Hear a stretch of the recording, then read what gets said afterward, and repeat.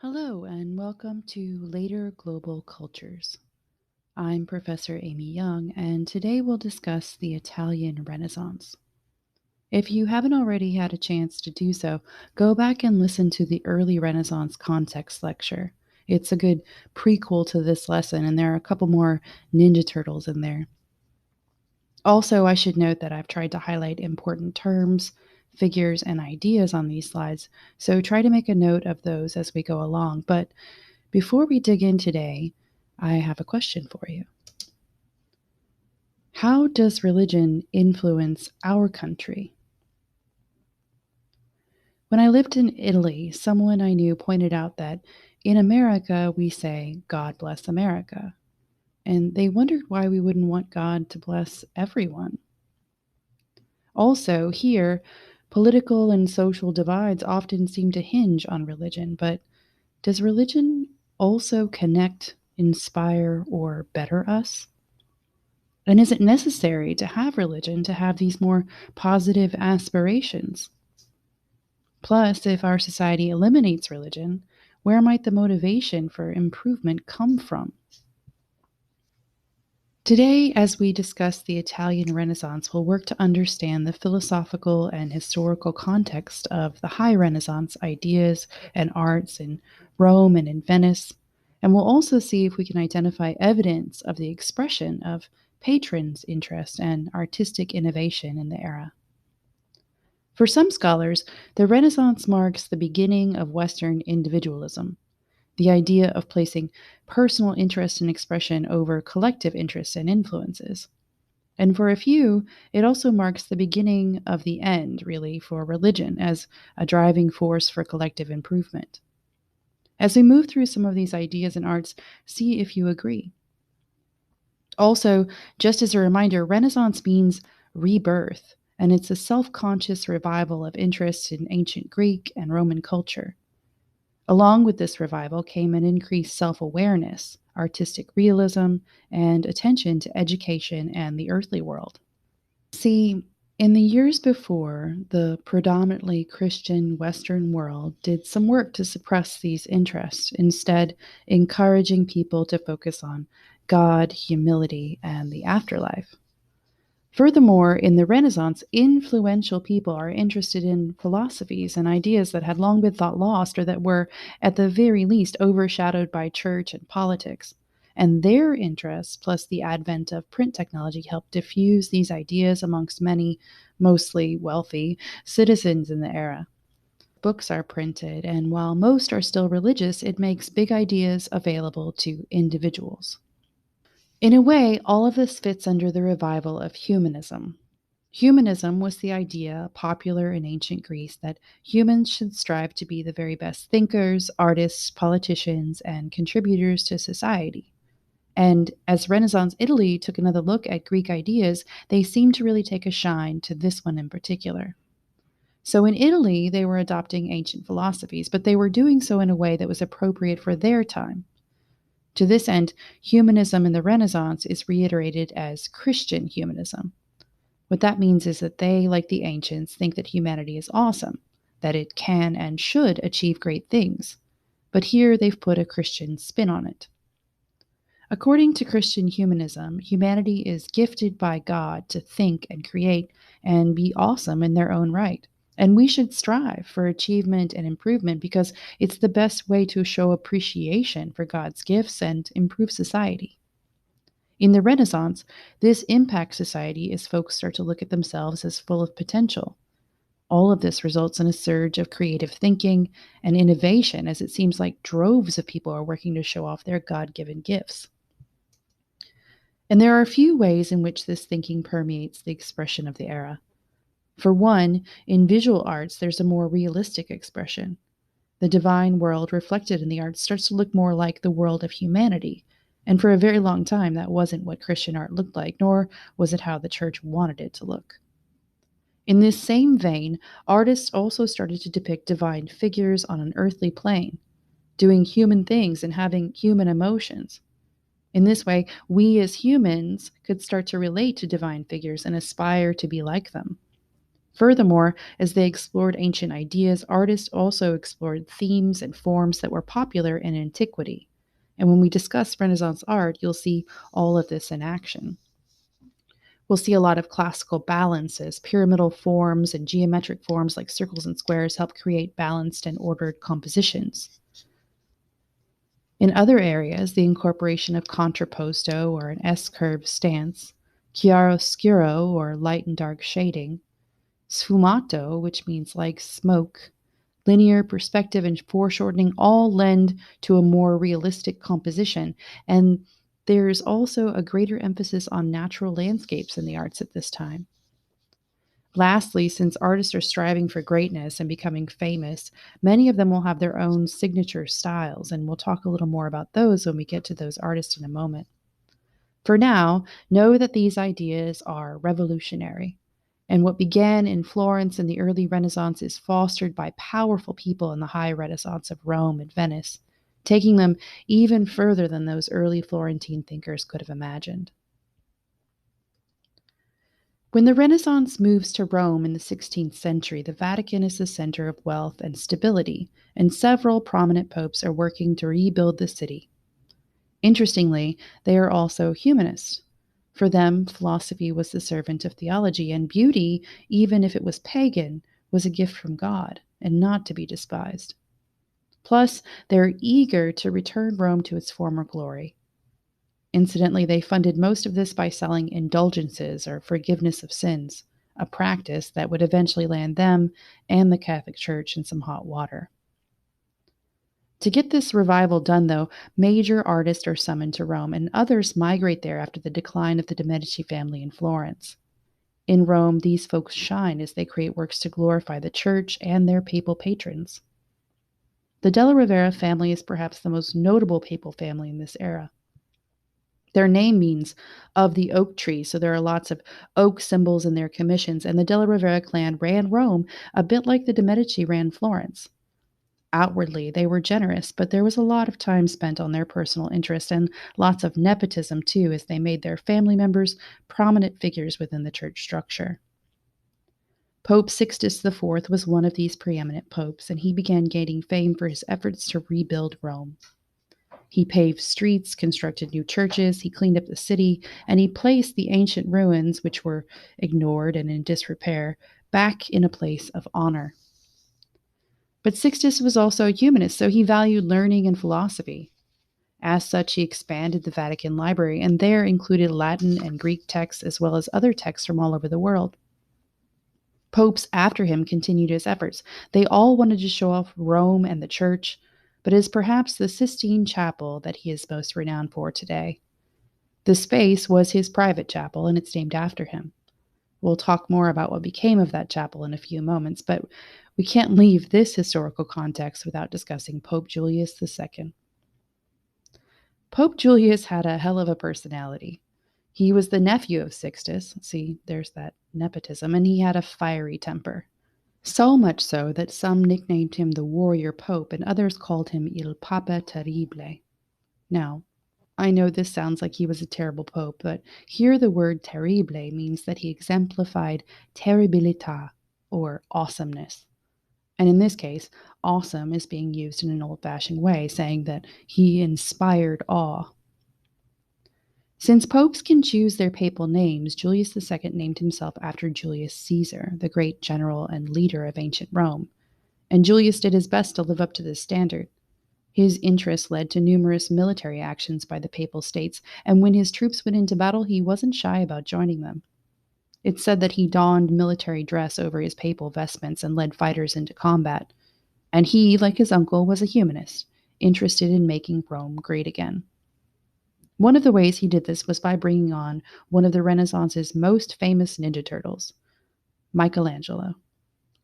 What do you know about Michelangelo?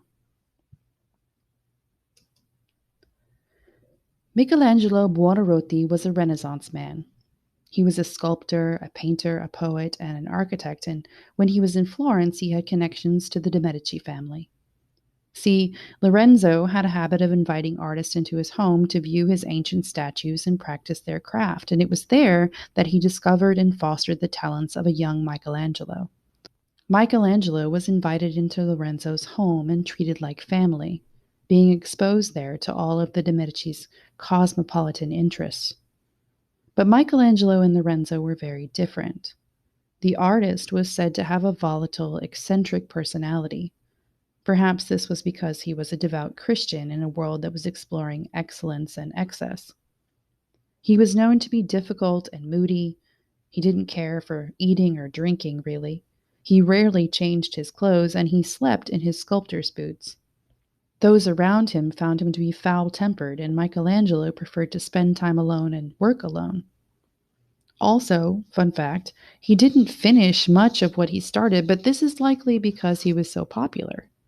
Prized by the de' Medici and by the papacy, he was often called away from projects by powerful figures, leaving his in progress projects incomplete. Despite all of this, his talent was recognized then and it's still recognized today. There's even a word for his style, something that later artists would try to emulate. It's called Michelangelesque, and it's indicative of his aims and his personality as it carries a certain intensity, but it also expresses delicate attention to detail. See, he was perhaps a greater sculptor than even the ancient masters that he studied, and he believed that when sculpting, he was releasing figures from stone. In his work, we see a perfected, powerful anatomy as he focuses a lot on musculature and the power of human forms, both male and female. Seriously, even babies are buff in Michelangelo's work. Still, despite their forceful frames, these figures have a sort of linear grace. The lines are natural, and so are the emotions. In 1508, though, Pope Julius summoned Michelangelo to paint the Sistine Chapel's ceiling. When Sixtus was alive, he had commissioned frescoes for the walls, but Julius wanted the renowned artist to leave his stamp on the chapel, too. Michelangelo completed it in just 3 years, and he did most of the work solo. Funny story, Raphael was painting at the Vatican at the same time, and Michelangelo thought that if he had apprentices and assistants, they would share his secrets with the younger Ninja Turtle. But in the end, all of his work is exquisite, and in the ceiling we can see all sorts of elements that point to that Michelangelesque style. The ceiling depicts 9 narrative scenes down the center. The scene closest to the altar is God separating light from darkness, and the furthest from the altar is one depicting the drunkenness of Noah. The scene in the very center is the creation of Eve, and since she's the one that was tempted and cursed all of humanity, she is the pivot point in the visual program. On one end, God orders chaos, and on the other, humanity screws things up. Plus, in addition to this already complex and thought-provoking imagery, Michelangelo also included della Rovere oak symbols and bronze shields that point to Julius as a warrior pope. So their mark is on the ceiling too. Here is perhaps the most famous panel from the ceiling, the creation of Adam. And in this work, the power of the human body is emphasized, as is the relationship between God's creative energy and man's potential. First of all, you may notice that there are no halos here, so all of these figures automatically have human appeal as, unless you know who you're looking at, there's no way to tell these are religious icons. Next, look at their energy and ferocity, especially that of God. There's all kinds of movement and power in the figure. And now look at Adam, not yet touched by God's hand. He looks lethargic and earthbound and even forlorn. And in that small space between Adam's hand, limp and unmoved, and God's hand, empowered and active, there's a tremendous tension. The work urges the viewer to connect with their God-given creativity and vigor. It urges them to act and improve in a very Christian humanist way. There are also a couple of other notable features about this piece. One, you may have noticed that the figures are all buff, and this is very Michelangelo. Plus, there's that intensity in God's face that speaks to the intensity of Michelangelo's personality. Finally, if you look very closely at the bottom left corner, you can see a bushel of acorns just under Adam. And that, my friends, is a della Rovere stamp on this one. Later, when Julius II planned his own tomb, he decided it needed to be sculpted by, you guessed it, Michelangelo. And he wanted it to be the centerpiece of the newly remodeled and revived St. Peter's Basilica in Rome. He wanted the tomb literally situated right under the brand new Renaissance dome there. And in his original design, Julius also wanted it to be 3 stories high, 23 feet wide, 35 feet tall, and it was meant to include dozens of sculpted figures. This figure of Moses is said to portray divine fury and divine light, and it also embodies some of that terribilità or awesomeness that Julius was renowned for, as well as some of the musculature that Michelangelo loved so much. Here, Moses is ripped and ferocious, but still very human. Michelangelo, as was his custom, makes stone look like flesh. Oh, and did you notice that Moses has horns in this one? Anyone know why that is? It's actually supposed to be rays of light, but because of a mistranslation in the Vulgate Bible, or the Latin translation of the Bible, instead of rays, he got horns. Go ahead, take that one to your next trivia night and impress your friends and family. And this figure is a slave for Julius's tomb. The slaves are meant to hold up the corners of the structure, and as you can see, this one was never finished, but I like to include it because it shows us a little bit of how Michelangelo worked. See the tool marks as he whittled and polished stone to make it look like flesh? See how the figure looks like it's trying to break free of the marble. And like this statue, Michelangelo chipped away at the tomb for 40 years, but he was always being called away to another project.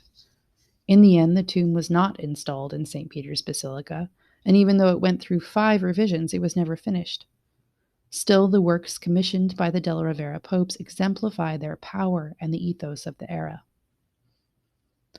But wait, there's one more Ninja Turtle in the High Renaissance. That's right, it's Raphael. And Raphael is a little different than those other Ninja Turtles.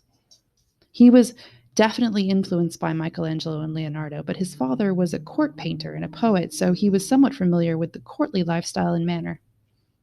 And perhaps because of this, he had a congenial personality. He was social and he was diplomatic. And some of this came through in his work, as he, too, was a Renaissance man. He painted popes in oil portraits, and he's one of the architects associated with the remodel at St. Peter's Basilica. At one point, he was even put in charge of excavations of Roman ruins. In the Italian Renaissance, Raphael was famous and wanted and far less temperamental than his Ninja Turtle counterparts. And this comes through in his work. Raphael's pyramidal, balanced, and rationally ordered compositions exude sweetness and warmth. They're approachable and serene, as bright colors and calm or even cheerful figures bring the divine down to earth. He was perhaps most famous for his many Madonnas, and each of them exemplifies his signature style. In his Madonna of the Meadow, we can see how he's used pyramidal configuration in the arrangement of the figures. And not only does this balance the composition, but it also harkens back to ancient Greece and Rome, where balance and proportion were touted aspects of artworks. In addition to that classical balance, there are some very human-looking divine figures here. There is a sweetness and warmth in their faces, and the whole work, from the figures to the landscape to the color palette, reflects Raphael's style, as it's harmonious, luminous, sympathetic, and even pretty. Then there's his School of Athens, where he shows off his virtuosity.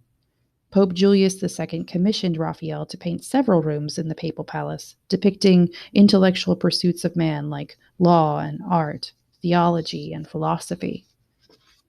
The School of Athens was in the Pope's office, and it features a host of philosophers from antiquity. Overall, it's very balanced and ordered, and the linear perspective draws our attention to the 2 central figures, Plato and Aristotle. Plato points up. He was an idealist, and the heavens are the realm of the ideal. And Aristotle points down to the material world, where his empirical observations must begin. These 2 ideas represent the Renaissance, too. Plus, there are other figures in the painting that point to the ancients and the Italian Renaissance. The philosopher Diogenes, Socrates, Epicurus, and Pythagoras, they're all there. And the brooding figure on the steps alone with his drawing board is Michelangelo, but he's disguised as Heraclitus. The sculptor's boots there give him away. Raphael even included himself in this painting. To the far right, almost hidden behind a column, is a black-hatted figure looking out at us, the viewers. That's Raphael, and the fact that he included himself speaks to the position of the artist in society at this time. Last but not least, Raphael has masterfully created the illusion of architectural space, including Roman-style barrel vaults, a coffered ceiling like one might see in the Pantheon, and pendentives like you might see in the Hagia Sophia. Unfortunately, Raphael died on his 37th birthday, so we only have a few works by him, but again, his style is highly identifiable as both Renaissance humanist and distinctly Raphael. And here in Rome, there are de' Medici too. In fact, when the de' Medici are in Rome, one of them is made pope. Pope Leo X was the son of Lorenzo de' Medici, and like his father, he was a charitable humanist and patron of the arts. But Leo was not just a patron of the arts. Again, like his father, he liked to have a good time. Leo hosted extravagant parties, and he had a reputation for excess. And all of this got the attention of Martin Luther, who we'll talk about more later. Like popes before him, Leo sold indulgences, but his lifestyle may have been a bit over the top. Stories about him include the selling of papal antiquities even to fund his luxurious interests. And there's a rumor that he once painted a young man gold and paraded him through town as part of a lavish celebration. At one point in his tenure, he ordered the construction of a de' Medici chapel in Rome, pulling Michelangelo away from Pope Julius II's tomb to work on it. The de' Medici chapel, as you probably guessed, was never finished, but it does include idealized sculptures of Lorenzo and Giuliano de' Medici, as well as the figures of night and day, dawn and dusk, all of it becoming a sort of brooding meditation on the shortness of life.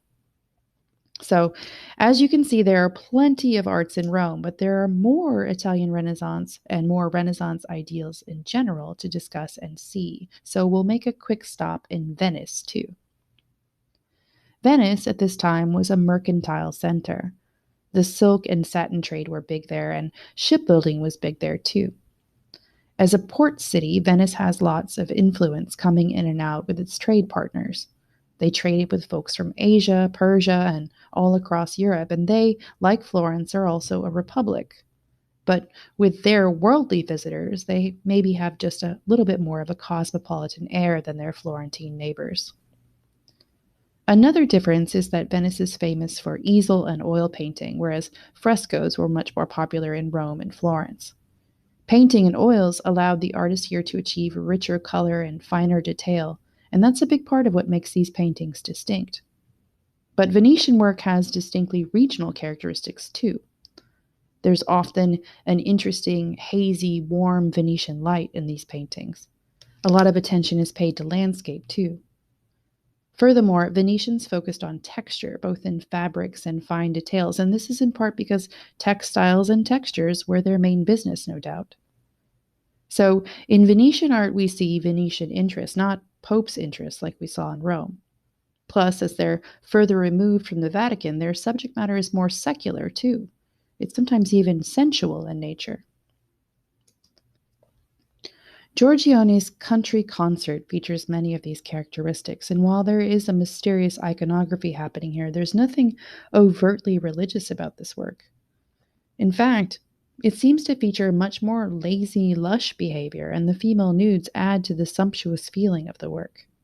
Furthermore, we see that golden Venetian light, incredibly detailed landscape, and rich and luxurious fabrics, all showcasing that Venetian style. More than Giorgione's concert, Titian's Venus of Urbino departs from religious iconography and focuses on the secular in this homage to feminine beauty. The pose is from antiquity, so he's still calling back to the classics like other humanists have, but Titian has also included rich patterns and colors, that golden light and lush fabrics, and in the allure of it all, this woman stares out at us, inviting us into her and Venice's sensual sphere. Venetians certainly put their own spin on the Renaissance, but really, that's what the Renaissance is all about, right? Music is also in on the innovation game in this era, and here composers are expanding on the Gregorian chant form that was so popular in the Middle Ages. Gregorian chant was monophonic, so there was only one sound sung at a time, and it was a cappella, so it didn't include any instrumentation.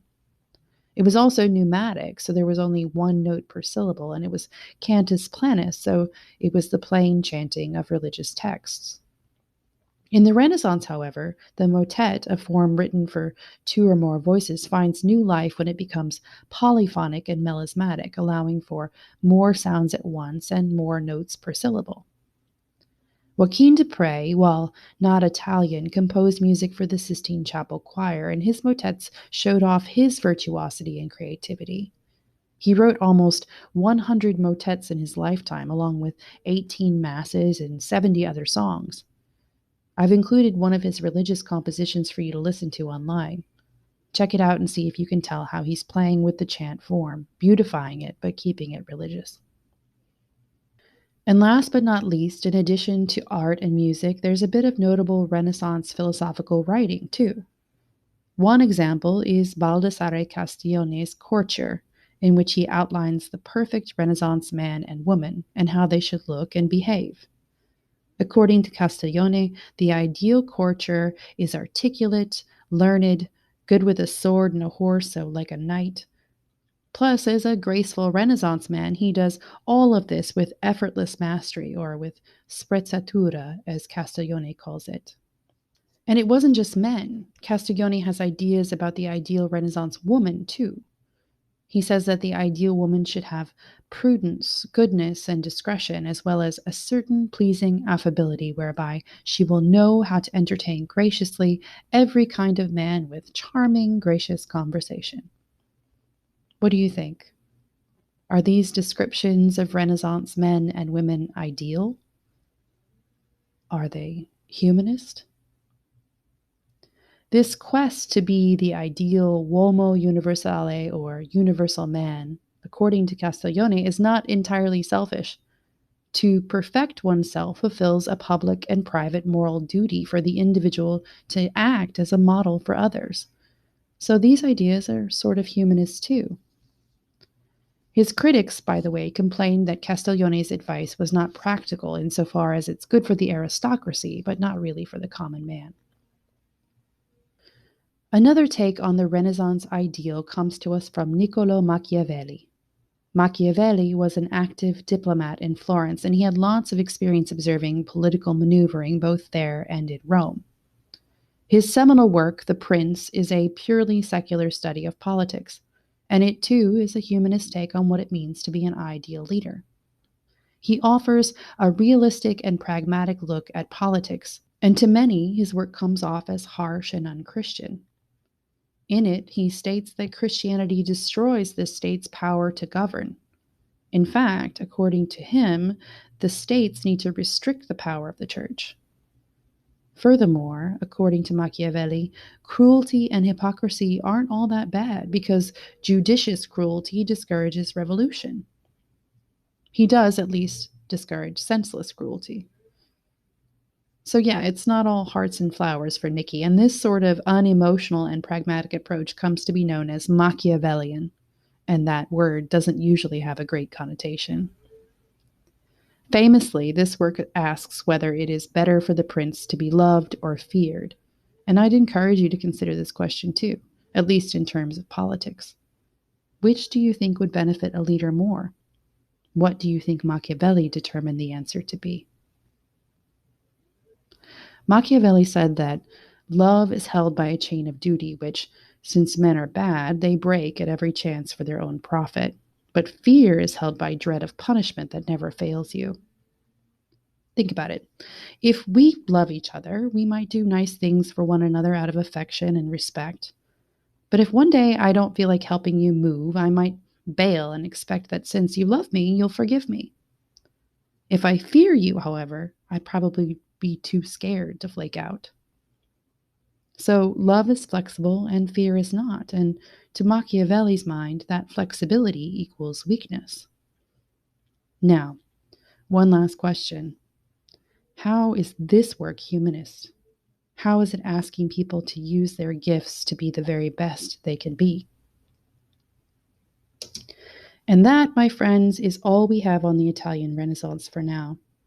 Don't forget to check out the additional resources online and work on finding your own personal sprezzatura. Until next time.